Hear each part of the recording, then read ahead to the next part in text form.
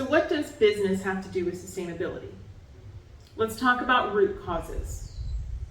I've been talking a lot about becoming a solopreneur and sustainability. I want to explain how the two are inherently interconnected. Being a solopreneur is about using your talents and skills to sustain yourself on an individual level. Your individual self-sustainability is directly relevant to 7 of the 17 UNSDGs. First, you're affecting number 1, no poverty. Number 2, no hunger.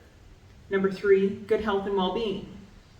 Numbers 5 and 10, gender equality and inequality as a whole, because while I work with all gender identities in companies, my work focuses on supporting women, non-binary individuals, and people of color in the global south.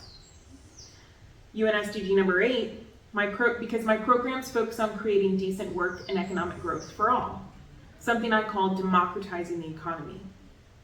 And finally, number 12, responsible consumption and production. In short, individual sustainability is the foundation for a sustainable world to be built upon.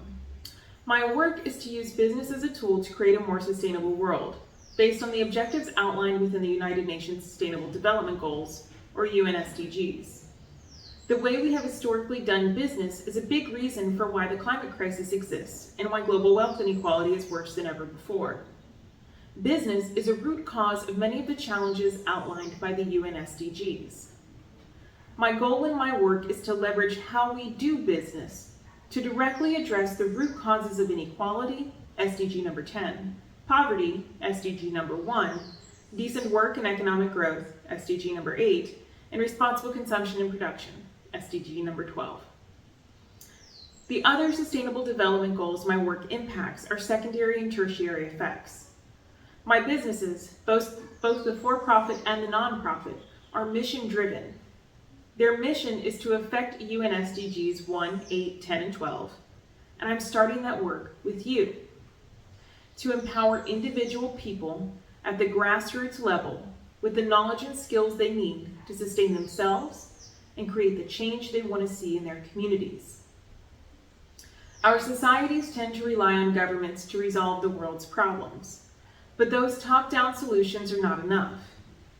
Governments can create sustainability goals like the UNSDGs and the Paris Climate Agreement, but that isn't the work. Agreeing to an international policy doesn't create change. Action to implement that policy does. To create change, governments then work with big businesses, government agencies, and NGOs to implement the policies they create. But guess who's still missing? The people.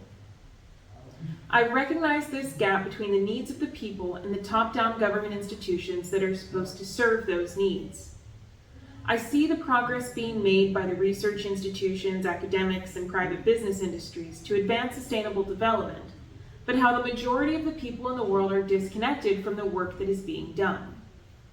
If business industries are rallying behind sustainability, we need to make sure their consumers and employees are as well. If we want to address the root causes of systemic injustice, inequality, and the climate crisis, we must include and empower all people to be stakeholders to creating a better world, from the top down and the bottom up. So what is sustainable development? Development is how we use the resources we have available, both human labor and natural resources, to build things to support humanity. Apartment buildings are development. Energy production is development.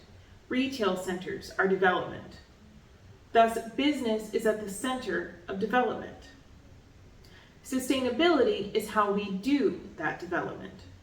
Sustainable development is how we can do business in a way that allows us to meet our own needs without compromising the ability of future generations to meet theirs. There is a correlation between the way we've typically done business in the industrialized world and how that has contributed to the destructive developmental practices and the exploitation of people and the planet. Let's talk about the bottom line.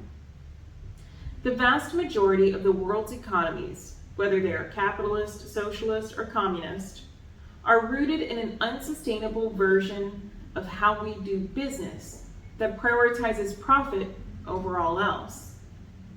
This results in bottom dollar pricing models based on making products as cheaply as possible while selling as many as possible.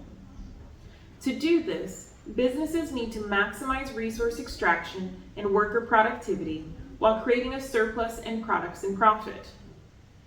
With this approach, development decisions are made chiefly based on the bottom line of profit, contributing to the exploitation of workers that drives inequality, the environmental destruction that is killing our planet, and products designed to be disposable to increase repeat consumption without consideration for the waste produced in the process. If you think communist countries are any better, just look at the impact China is creating with their version of bottom dollar development in Africa, Southern Asia, and Latin America. These bottom dollar economic models are egocentric in nature, prioritizing the bank accounts of the elites while leaving the rest of us behind. This approach to business contributes to a large amount of wealth being concentrated amongst a small number of people, while the majority of the population remains trapped in low-paying jobs with minimal social benefits such as access to healthcare and paid leave.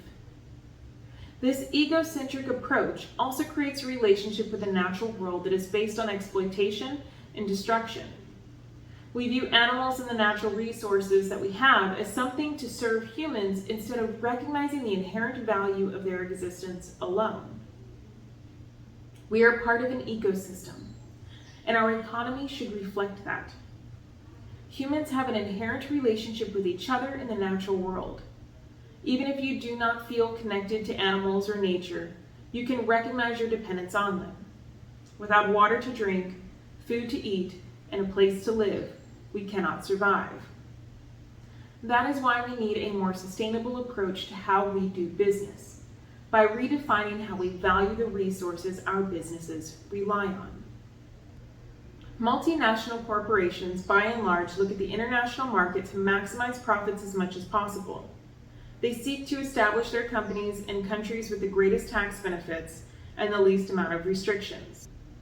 Shane Fashion is a perfect example of an irresponsible multinational corporation whose bottom dollar business model is based on mass production, exploitation, and zero care for the waste they produce with their cheap products. Companies with this bottom dollar business model look for where they can find the cheapest resources and labor, exploit them, and then sell their mass-produced products on the global market, undercutting the value of locally sourced goods.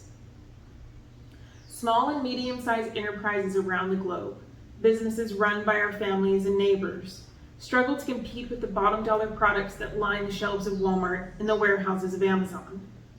What results is increased wealth inequality and the exploitation of people on the planet in pursuit of profits made off of foreign-sourced commodities.